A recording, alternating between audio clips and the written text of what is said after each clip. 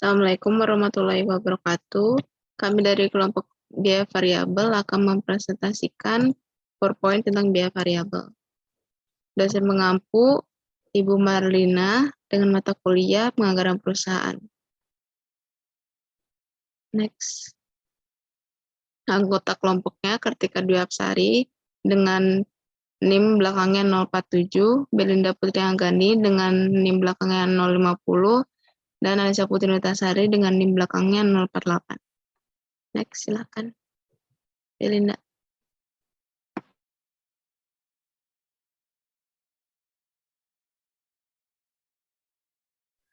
Pengertian anggaran variabel. Anggaran variabel merupakan biaya yang memiliki secara keseluruhan bermacam-macam dengan dipengaruhi langsung terhadap perubahan penggerak bisnis. Menurut Gilarso, total biaya perubahan seiring dengan angka produksi disebut biaya variabel. Yang terakhir menurut Adi Saputro dan Anggarini, anggaran variabel dapat merupakan biaya yang jumlah alamiah, sehingga bisa disimpulkan bahwa biaya ini akan berubah secara keseluruhan, tetapi unit atau output tidak akan berubah. Secara termasuk kategori ini adalah biaya bahan baku langsung dan juga tenaga kerja. Tujuan variabel. Tujuan variabel menampilkan bagaimana serta output dan mempengaruhi biaya sejauh mana merupakan tujuan utama dari pendekatan anggaran variabel. Hubungan antara faktor biaya dan hasil dapat dilihat dari anggaran variabel ini. Anggaran variabel merupakan pedoman untuk mengetahui bagaimana setiap elemen biaya akan berubah seiring dengan kegiatan perusahaan, output, dan juga volume kegiatan. Adanya relevan range untuk menunjukkan hubungan yang sudah disebutkan sebelumnya, di mana hal tersebut merupakan interval yang akan membatasi berlakunya anggaran variabel yang disusun. Interval tersebut berguna untuk menjadi pengingat jika biaya tetap dalam jangka panjang pun bisa berubah. Serta rencana akan lebih sempurna ketika anggaran sudah disusun dengan jelas. Manfaat anggaran variabel. Beberapa manfaat anggaran variabel yaitu memudahkan manajemen perusahaan untuk mendapatkan rincian mengenai perubahan tingkat kegiatan perusahaan, meskipun sudah melakukan perencanaan dengan baik, namun tidak kecil kemungkinan akan ada perubahan tingkat kegiatan. Adanya penyusunan anggaran tetap pun akan menjadi sulit untuk mengetahui perubahan tingkat kegiatan perusahaan, khususnya pendapatan dan keuntungan perusahaan. Yang kedua, manfaatnya yaitu penyusunan biaya tidak langsung mudah dilakukan karena biaya semi variabel juga terkandung dalam biaya tidak langsung. Dengan begitu, akan memudahkan untuk mengetahui jumlah yang akan digunakan sejauh mana dan sebesar apa selama masih dalam kisaran relevan. Yang ketiga, penggunaan dana akan lebih terawasi karena adanya anggaran variabel, sehingga misalnya penggunaan dana untuk kegiatan perusahaan akan lebih teratur dan jelas.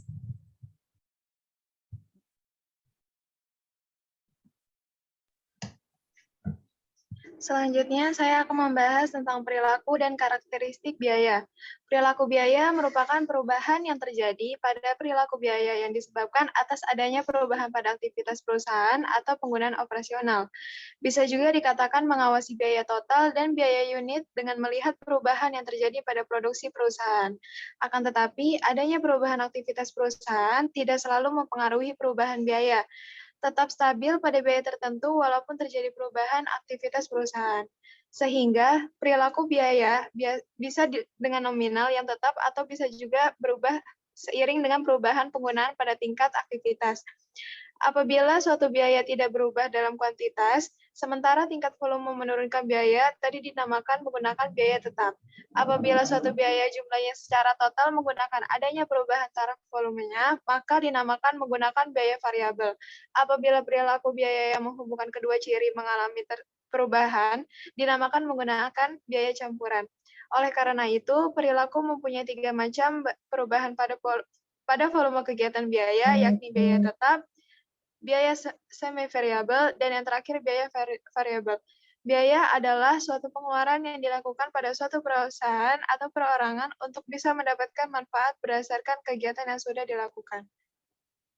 Berikut merupakan penggolongan biaya yang terbagi menjadi 3. Yang pertama yaitu biaya tetap atau fixed cost, biaya yang tidak akan berubah meskipun output atau aktivitas perusahaan berubah selama dalam jangka pendek, akan tetapi mengalami perubahan di setiap unit.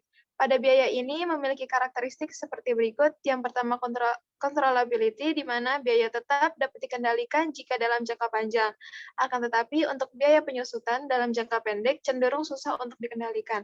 Yang kedua, kaitan biaya tetap dengan tingkat aktivitas perusahaan, di mana ketika perusahaan mempunyai kapasitas produk, sudah jelas bahwa perusahaan tersebut ada biaya tetap. Sehingga hadirnya biaya tetap dikarenakan terdapat kapasitas produk pada perusahaan.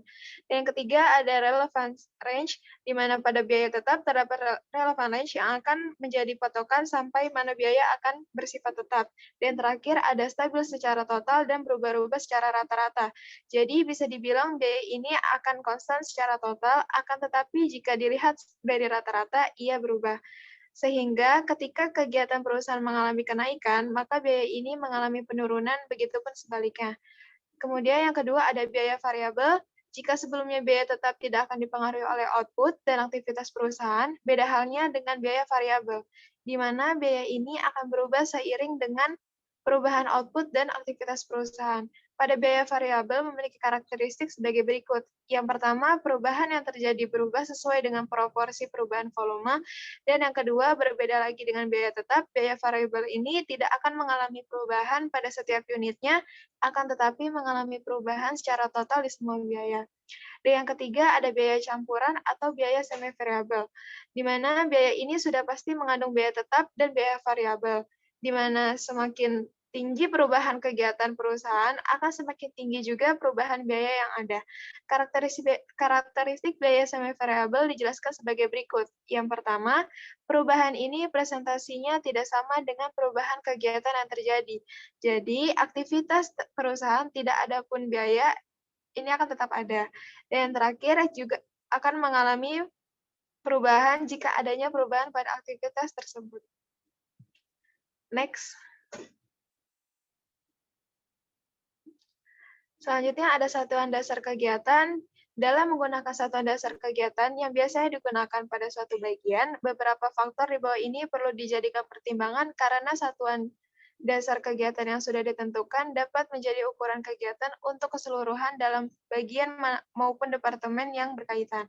Yang pertama, satuan dasar yang dipilih sebaiknya dapat menjadi alat ukur atas segala perubahan pada tingkat output yang dapat menimbulkan perubahan pada tingkat biaya. Yang kedua, satuan dasar yang menjadi pilihan harus hanya dapat dipengaruhi oleh tingkat output yang dijadikan sebagai faktor variabelnya. Yang ketiga, satuan dasar kegiatan yang dipilih harus dapat dimengerti dengan mudah, seperti mudah untuk dihitung dan juga mudah dalam diterapkan ke dalam proses penganggaran. Dan yang terakhir, satuan dasar kegiatan yang dipilih tidak boleh memberi tambahan biaya dalam perhitungan dan juga penggunaannya. Memilih satuan dasar kegiatan harus mengutamakan ketelitian karena apabila kesalahan yang timbul, maka kesalahan itu dapat menjadikan suatu kesulitan pada saat proses menganalisa variabilitas biaya karena hubungan yang tidak jelas di dalam perubahan tingkat kegiatan maupun tingkat biaya yang terjadi. Next.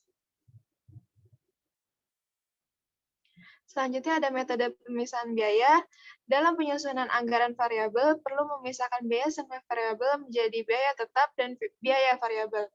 Karena untuk keperluan ini, anggaran variabel disiapkan untuk berbagai tingkat kapasitas perusahaan, karena tentunya perlu mengetahui beberapa proporsi biaya tetap dan berapa proporsi biaya variabel, sehingga dapat dengan mudah menghitung total biaya untuk setiap tingkat kapasitas.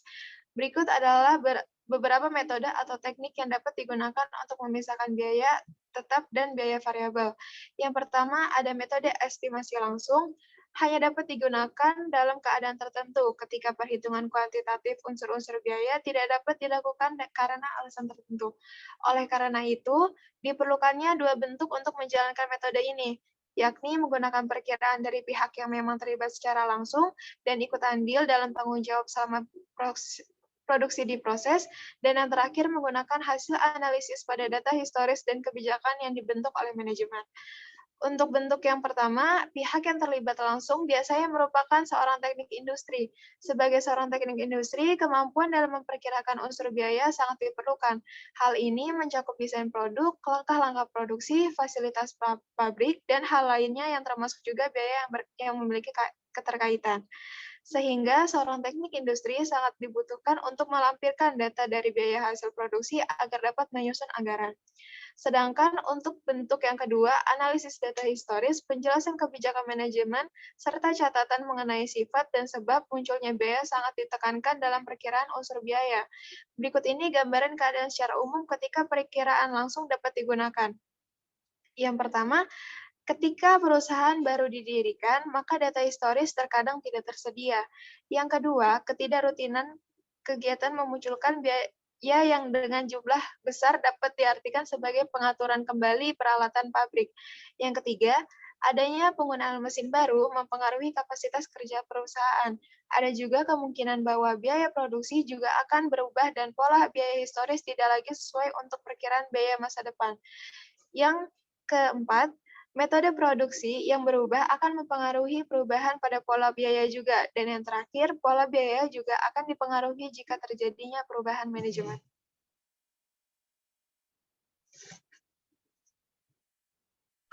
Baik, selanjutnya ada metode tinggi rendah. Diketahui bahwa untuk menemukan garis diperlukan 2 titik. Misalkan F merupakan komponen biaya yang memotong garis jumlah biaya dan V merupakan biaya variabel per unit di mana hal tersebut merupakan kemiringan. Sehingga garis akan terbentuk dengan adanya 2 titik tersebut dan bisa mengetahui kemiringan dan perpotongan yang ada. Metode ini menggunakan titik tinggi di mana hal tersebut menggambarkan tentang kegiatan tertinggi dan titik terendah menggambarkan tingkat kegiatan terendah.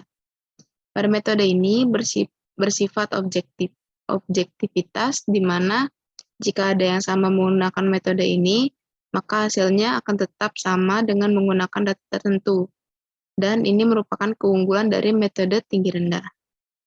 Yang ketiga, ada metode diagram pencar. Langkah pertama adalah melakukan pengumpulan histori data dari tingkat kegiatan yang berbeda, sehingga data tersebut dipresentasikan menjadi grafik. Sumbu Y menggambarkan biaya di mana bentuk vertikal, dan sumbu X menggambarkan tingkat kegiatan di mana bentuknya horizontal. Langkah kedua adalah menggambar garis lurus mendekati kedua titik tersebut. Untuk menentukan jumlah komponen biaya, garis lurus meluas untuk memotong sumbu vertikal. Titik potong di sumbu Y menggambarkan biaya tetap total. Cara menghitung biaya variabel total adalah biaya tetap total dikurangi biaya total. Sedangkan cara menghitung biaya variabel per unit adalah biaya yang sudah dipilih dibagi dengan biaya variabel total. Next. Yang keempat ada metode korelasi. Konsep ini digunakan untuk metode pemisahan biaya. Fungsi matematis dibentuk dari analisis interaksi antara dua variabel, yaitu variabel Y yang menggambarkan variabel dan variabel X yang menggambarkan satuan kegiatan. Dan yang terakhir, metode matematis. Penggunaan metode ini dirumuskan dengan Y sama dengan A tambah BX, di mana menggambarkan total biaya dan X menggambarkan banyaknya kegiatan. A menggambarkan biaya tetap, dan yang terakhir B di mana menggambarkan biaya variabel per unit. Susunan fungsi secara sistematis harus memperhatikan sifat dan karakteristik biaya. Next. Next ada studi kasus. Oke, bagaimana pengaruh biaya variabel terhadap tingkat laba di pabrik gula Mojopagung Tulanggagung? Secara parsial, variabel biaya berpengaruh signifikan dan negatif terhadap probabilitas kijang gula Mojopagung Tulanggagung. Hasil subanalisis menunjukkan bahwa semakin tinggi biaya variabel yang dikeluarkan, maka semakin rendah tingkat keuntungan pabrik gula Mojopagung Tulanggagung.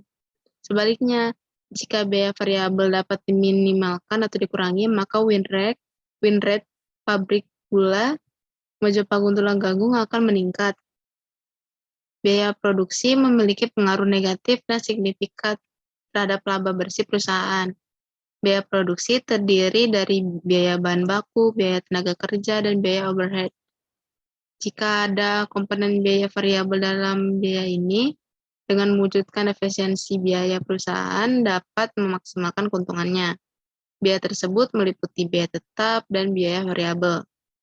Biaya tetap meliputi biaya penyusutan gedung, biaya penyusutan mesin, biaya penyusutan kendaraan, biaya pemeliharaan mesin dan kendaraan.